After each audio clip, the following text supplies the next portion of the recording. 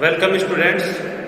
देखिए, कल अपन ने पढ़ा था बैनब्रिज द्रव्यमान वर्णक्रम मापी। आज अपन अध्ययन करेंगे द्विफॉक्सी द्रव्यमान स्पेक्ट्रोग्राफी, डबल फॉक्सिंग मास स्पेक्ट्रोग्राफी।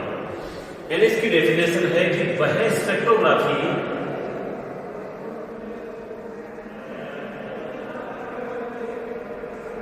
जिसमें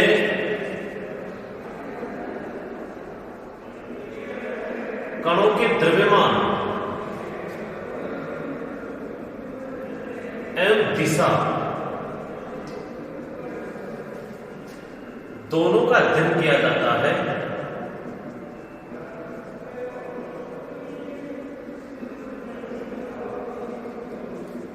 या दोनों की व्याख्या की जाती है, उसे द्विफॉक्सी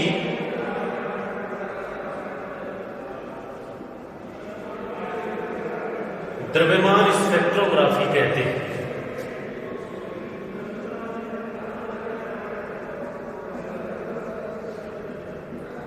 यानी कि मास के साथ साथ में पार्टिकल्स के डायरेक्शन का भी मापन किया जाता है। उसे अपन क्या कहते हैं? द्विफॉक्सी द्रव्यमान स्पेक्ट्रो।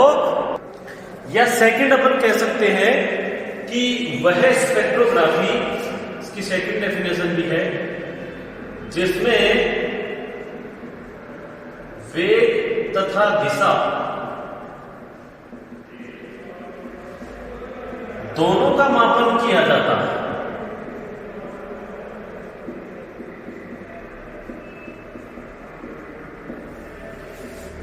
उसे द्विफॉक्सी द्रव्यमान स्पेक्ट्रोग्राफी कहते हैं। उसे क्या कहते हैं? द्विफॉक्सी द्रव्यमान स्पेक्ट्रोग्राफी कहते हैं। देखो, इसका आविष्कार जॉर्डन ने किया था। जॉर्डन इसके आविष्कारक थे। इंग्लिश वर्ड है जॉर्डन भी कह सकते हो, जॉर्डन भी कह सकते हो। इस द्विफॉक्सी के अंदर क्या होता है? देखो, एक आयन स्रोत होता है। इस आयन स्रोत में आयन होते हैं, यानी कि एक विसर्जन नली होती है ये, और इस विसर्जन नली के अंदर वह गैस अल्प दाब के अंदर भरी होती है। जिस गैस के मास को ज्ञात करना है और उसके वेग और दिशा का मापन करना है, वह गैस भरी होती है। जिसके अंदर कैथोड है वो पहले से ही भूसंपर्कित होता है, और कैथोड और एनोड के बीच में अपन कह सकते हैं कि आयन स्रोत की वोल्टेज 20,000 वोल्टेज के लगभग होती है। ये आयन स्रोत जैसे ही इस 170 डिग्री स्थिर विद्युत ऊर्जा फिल्टर, यानी कि बेलनाकार एक ऊर्जा फिल्टर होता है, उसमें प्रवेश करते हैं, जिसकी त्रिज्या 25 सेंटीमीटर के लगभग होती है। इन आयनों की ऊर्जा देखो, अगर ज्यादा होती है ऊर्जा फिल्टर के जो माध्यम से अपन ने लगाया है, ज्यादा होती है तो भी वो प्लेटों से टकरा कर नष्ट हो जाते हैं, और अगर कम होती है तो भी प्लेटों से टकरा कर नष्ट हो जाते हैं। तो एक निश्चित परास की अगर एनर्जी हो तो वो रेखा चित्र S3 पर निर्मित होते हैं। इस रेखा चित्र को कहेंगे S3। यानी कि रेखा चित्र S3 पर वो ही आयन पहुंचेंगे जो निश्चित ऊर्जा से कम या अधिक ऊर्जा के धनायन होंगे। यानी कि जो एक निश्चित एनर्जी जो यहां से अपन देंगे 20,000 वोल्टेज की, वो ही होगी, वही आयन यहाँ S3 पर पहुंचेंगे। और इसको एक निर्वात कक्ष से जोड़ा जाता है। जो निर्वात पंप के ऊपर प्रेशर होता है उसका 10⁻⁶ mm पारे के ताप के तुल्य होता है। रेखा चित्र S3 से गुजरने के बाद में आयनों को एक त्रिज्य खंडी चुंबकीय विश्लेषक में गुजारा जाता है। त्रिभुज के आकार का त्रिज्य खंडी जो 60 डिग्री कोण पर स्थित होता है, तो त्रिज्य खंडी चुंबकीय विश्लेषक से गुजारते हैं। वो क्या करता है? चुंबकीय विश्लेषक इस अलग अलग द्रव्यमान के आयनों को अलग अलग रेखाओं में फोटोग्राफिक प्लेट पर भेजता है। अलग अलग मास है, जैसे इसका मास कम है तो उसको यहाँ ज्यादा है तो वहां अलग अलग मास के पार्टिकल्स को अलग अलग सरेखाओं के अंदर फोटोग्राफिक प्लेट P पर पहुंचाता है, और इसकी विशेषताएं भी आगे अपन पढ़ेंगे।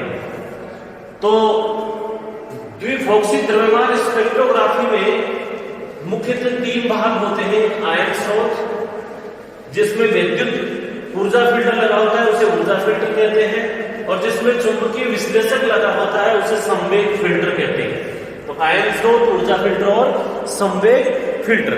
तो सबसे पहले आयन स्रोत फर्स्ट।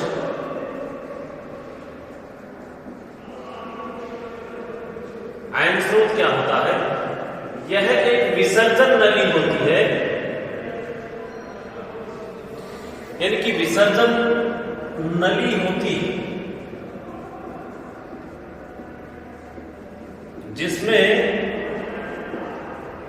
उपयुक्त गैस का मतलब समझोगे जिसका द्रव्यमान का मापन करना है, जिस गैस के अणुओं का, जिसमें उपयुक्त गैस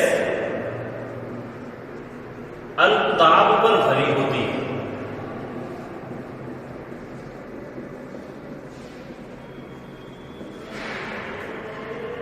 कैथोड रेखाचित्र S1 के रूप में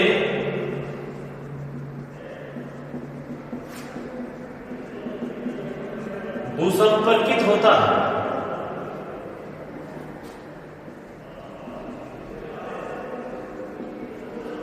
S3 के रूप में भूसंपर्कित होता है। और देखिए जिसमें कैथोड और एनोड के मध्य जो उच्च वोल्टता है, कैथोड एवं एनोड के मध्य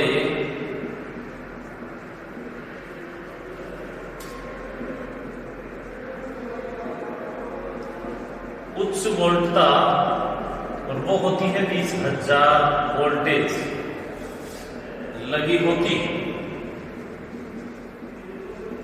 इस कैथोड के द्वारा जो विसर्जित यानी कि जो धनायन है, अर्थात मुख्यतः अपन ये कह सकते हैं कैथोड जुड़ा होता है तो केवल ये धनायनों का ही द्रव्यमान का मापन करने वाली स्पेक्ट्रोग्राफी है, ऋण आयनों के द्रव्यमान का मापन नहीं करेगी। अतः इस आयन स्रोत से धनायन अलग अलग द्रव्यमान के वेग से आयन उत्सर्जित होते हैं। धनायन जो है अलग अलग द्रव्यमान के वेग से, लिखोगे धनायन अलग अलग द्रव्यमान के वेग से कैथोड से उत्सर्जित होते हैं।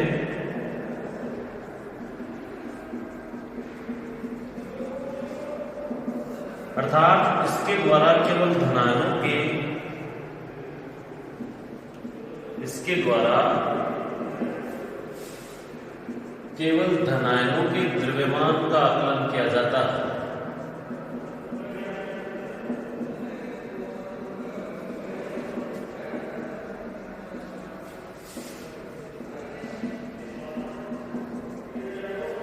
ऋण आयन तो क्या होते हैं, भूसंपर्कित होते हैं।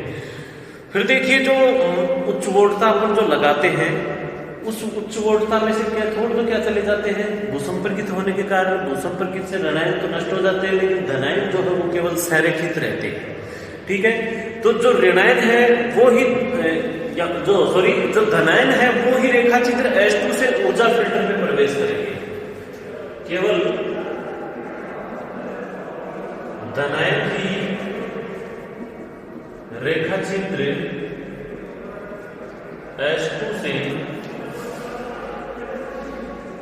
ऊर्जा फिल्टर में प्रवेश करते हैं। तो अपना सेकंड पार्ट आ गया, ऊर्जा फिल्टर क्या होता है। आयन स्रोत से आयन कहां चले जाएंगे, ऊर्जा फिल्टर में। तो देखिए ऊर्जा फिल्टर क्या होता है।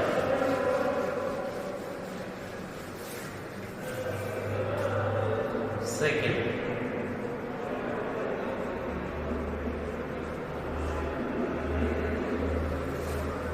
देखो ऊर्जा फिल्टर के अंदर क्या होता है, S2 से प्रवेश करने वाले जो संरेखित धनायनों की जो किरणपुंज है, S2 से प्रवेश करने वाले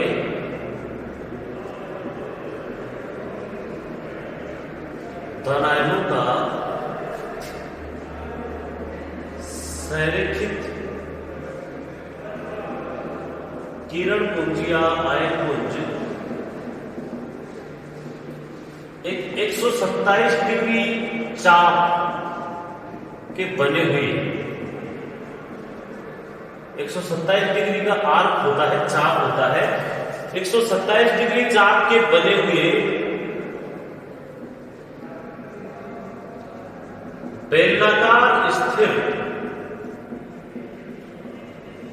विद्युत ऊर्जा फिल्टर, यानी कि पॉजिटिव नेगेटिव विद्युत क्षेत्र आरोपित किया जाता है इसके ऊपर, विद्युत ऊर्जा फिल्टर में प्रवेश करते हैं।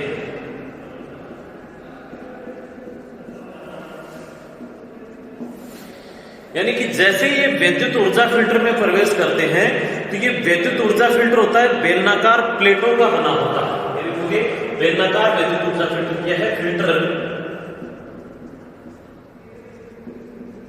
बेलनाकार प्लेटों का बना होता है।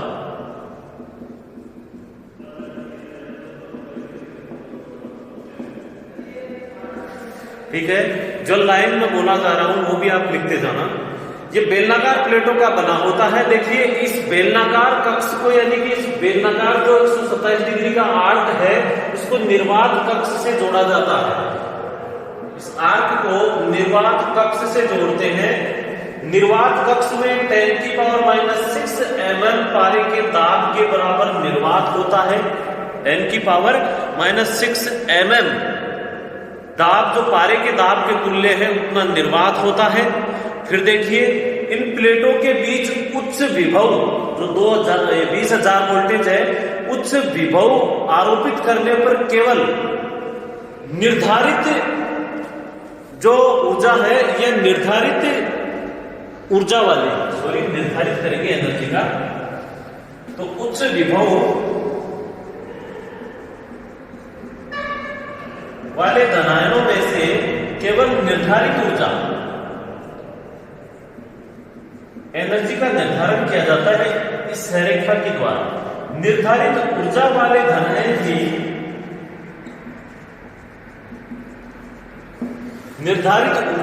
धनायन ही रेखा चित्र S3 पर पहुंचते हैं। रेखाचित्र S3 पर पहुंचते हैं, अर्थात निर्धारित ऊर्जा से कम,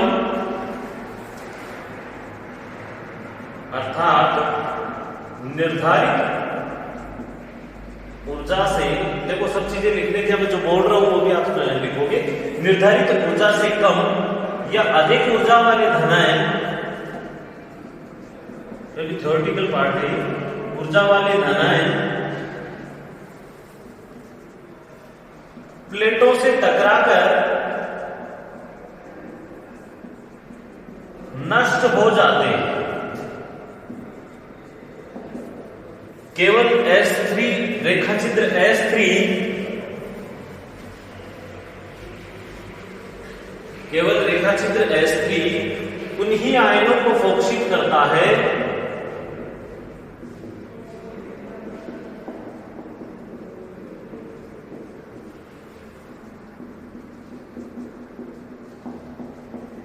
जिनकी ऊर्जा या जो ऊर्जा निश्चित में है, या जिनकी ऊर्जा निश्चित है। देखो कम होगी तो इस प्लेट से टकराएंगे, ज्यादा होगी तो पॉजिटिव प्लेट से टकरा करके नष्ट हो जाएंगे। और इस बेलनाकार, देखोगे इस बेलनाकार ऊर्जा फिल्टर की त्रिज्या R = 25 सेंटीमीटर के लगभग होती है। R = 25 सेंटीमीटर के लगभग होती है। ठीक है, समझ के मेरी बात हुई है। एनर्जी फिल्टर में वही आयन प्रवेश करेंगे जिनकी ऊर्जा क्या होगी? निर्धारित। फिर देखो रेखाचित्र S3 से निर्गत होने के बाद आयन संवेग फिल्टर में प्रवेश करते हैं। देखोगे ये नए संवेग फिल्टर में प्रवेश करते हैं। S3 से निर्गत होने के बाद आयन, रेखाचित्र S3 से निर्गत होने के बाद आयन संवेग फिल्टर में प्रवेश करते हैं। तो अपना थर्ड पार्ट है संवेग फिल्टर क्या होता है।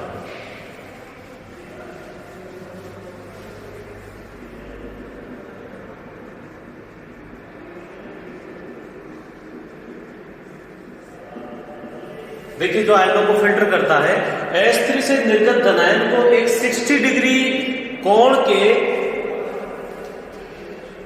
S3 से निर्गत धनायन को या धनायनों को एक 60 डिग्री कोण के त्रिज्यखंडी चुंबकीय विश्लेषक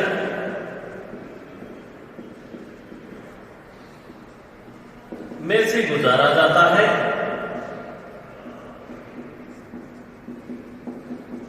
यानी कि त्रिभुज के रूप में होता है। इस त्रिभुज के रूप में है, इसलिए इसे क्या कहते हैं, त्रिज्यखंडी चुंबकीय विश्लेषक में से गुजारा जाता है।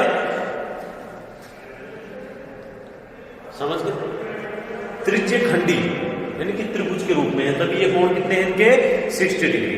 अर्थात इस चुंबकीय क्षेत्र से बाहर निकलने वाले धनायनों का, अर्थात इस चुंबकीय क्षेत्र से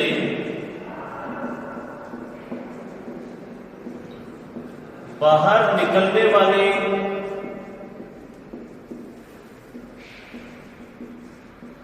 धनायनों का जो संवेग है वो एक समान होगा, संवेग समान होता है, इसलिए तो इसे क्या कहते हैं, संवेग फिल्टर कहते हैं कि आयन यहां से बाहर निकले तो सब एक समान संवेग से निकलते हैं। चुंबक के जो किनारों हैं, जो किनारे होते हैं, उन ध्रुवों के किनारों को कितने अंतराल पर, 1.6 के अंतराल पर। चुंबक के किनारों जैसे लिखते हो, चुंबकीय ध्रुवों के किनारों को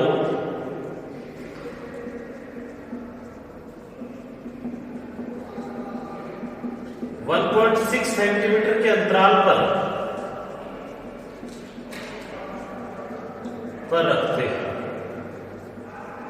दोनों ध्रुवों के मध्य जो डिफरेंस होता है वो कितना होता है, 1.6 सेंटीमीटर। अब देखो द्रव्यमान जो है वो धनायनों को अलग अलग कोणों पर विक्षेपित करता है, यानी कि चुंबकीय क्षेत्र, देखोगे यह है चुंबकीय क्षेत्र, अलग अलग द्रव्यमान के धनायनों को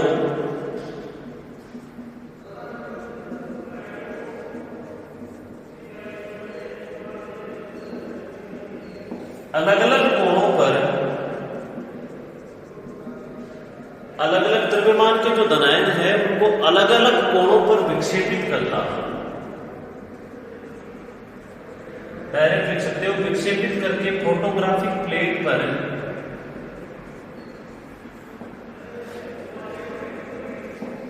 पहुंचाता।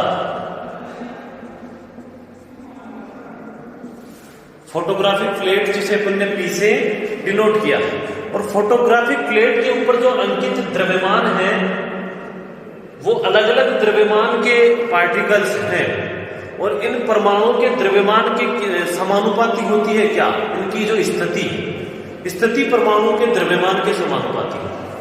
देखोगे फोटोग्राफिक प्लेट पर अंकित चिन्हों की जो स्थिति है, फोटोग्राफिक प्लेट पर अंकित चिन्हों की स्थिति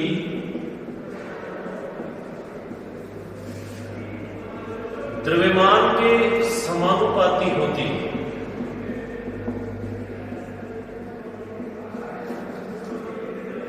यहां जैसे ज्यादा, जैसे ये लो है तो इसका द्रव्यमान कम है, ये ज्यादा, फिर इससे ज्यादा और फिर इससे ज्यादा, यानी कि अलग अलग द्रव्यमान के पार्टिकल या आयन अलग अलग जगहों पर अपनी रेखाओं के रूप में जमा हो जाते हैं। उसे क्या कहते हैं, वर्णक्रमी रेखाएं या द्रव्यमान वर्णक्रम कहते हैं। देखोगे अलग अलग द्रव्यमान वाले आयन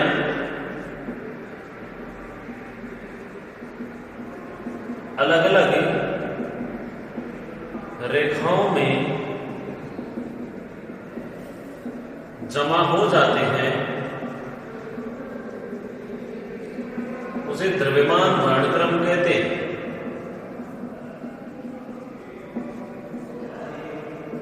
उसे क्या कहते हैं, द्रव्यमान वर्णक्रम कहते हैं।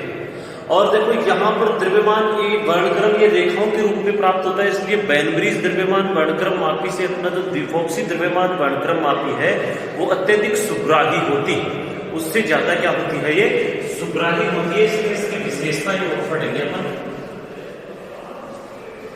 एक छोटा सा पॉइंट और लगा लो इसी में, इसकी विशेषताएं।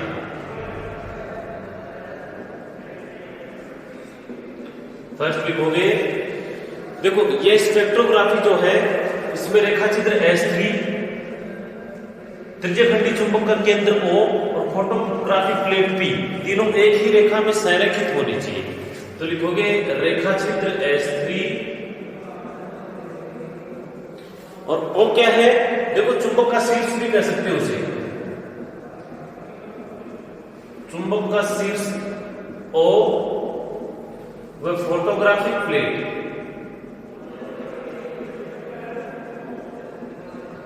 P, तीनों संरेखित होने चाहिए।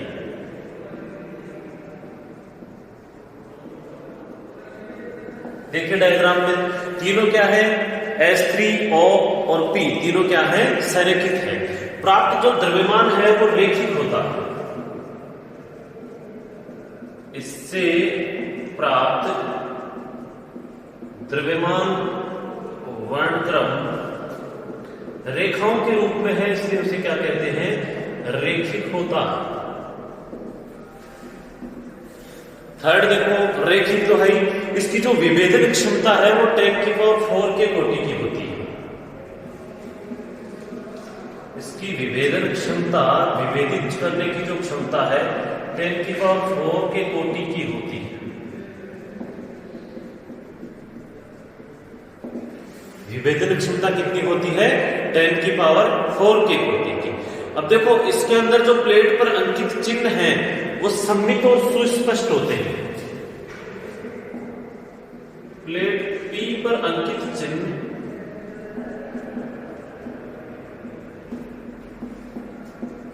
सम्मित एवं सुस्पष्ट होते हैं, इसलिए इसे सुग्राही द्रव्यमान स्पेक्ट्रोग्राफी कहते हैं। इसलिए इसे सुग्राही द्रव्यमान स्पेक्ट्रोग्राफी कहते हैं। धनायनों के वेग तथा दिशा में फोकसन एक साथ होने के कारण, वेग और दिशा दोनों का एक साथ मापन को ही फोकसन कह रहे हैं। वेग व दिशा दोनों का एक साथ फोकसन होने के कारण, एक साथ फोकसन का मतलब हो रहा है कि एक साथ मापन होता है, इनकी वैल्यू एक साथ ज्ञात कर रहे हैं, तो एक साथ फोकसन होने के कारण यह स्पेक्ट्रोग्राफी आज तक की सबसे अच्छी द्रव्यमान स्पेक्ट्रोग्राफी कहलाती है। इसलिए इसे द्विफोक्सी द्रव्यमान स्पेक्ट्रोग्राफी कहते हैं। और इस स्पेक्ट्रोग्राफी में फोटोग्राफिक प्लेट की जो सुग्राह्यता है वो एक लिमिट से ज्यादा नहीं पहुंच सकी, एक फिक्स जो सीमा है उससे अधिक नहीं पहुंची है। इसलिए अभी तक इस द्विफोक्सी द्रव्यमान स्पेक्ट्रोग्राफी के द्वारा ही द्रव्यमान का मापन किया जाता है। आज तक के लिए इतना ही स्टूडेंट, थैंक